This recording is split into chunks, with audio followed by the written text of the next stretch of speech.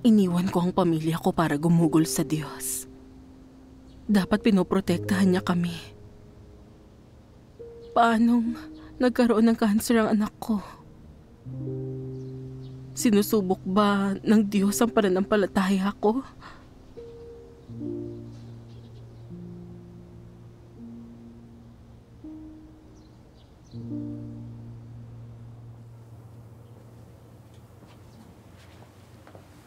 Sister Liang, iniisip mo pa rin ba ang anak mo?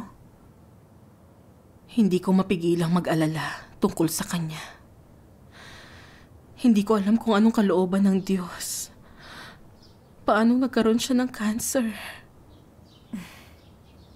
Ang malamang may sakit siya pero di mo siya maalagaan ay talagang masakit. May naisip akong isang sipi ng mga salita ng Diyos.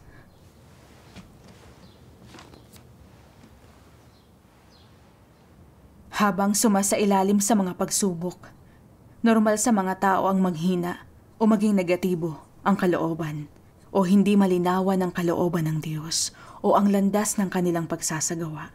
Ngunit ano't anuman, kailangan mong magkaroon ng pananampalataya sa gawain ng Diyos. At huwag itanggi ang Diyos gaya ni Job. Bagamat mahina siya at isinumpa ang araw ng pagsilang niya, hindi niya itinanggi na lahat ng bagay sa buhay ng tao ay ipinagkaloob ni Jehovah at na si Jehovah rin ang siyang babawi sa lahat ng ito. Paano man siya sinubok, pinanatili niya ang pananampalatayang ito.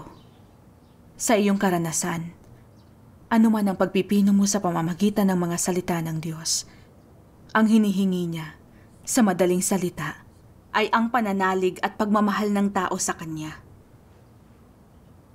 Ang kanyang ginagawang perpekto sa pamamagitan ng paggawa sa ganitong paraan ay ang pananampalataya, pagmamahal at mga hangarin ng mga tao. Ginagawa niya ang gawain ng pagperpekto na hindi nakikita o nadarama ng mga tao. Sa gayong mga sitwasyon, kinakailangan ng pananampalataya. Amen. Amen. Amen. Nanghina ako nang marinig kong may cancer siya. Napakababa pa rin ng tayog ko at kulang ang pananampalataya ko. Pag tunay nating ibinibigay ang lahat ng para sa Diyos, gagabayan niya tayo sa mga paghihirap.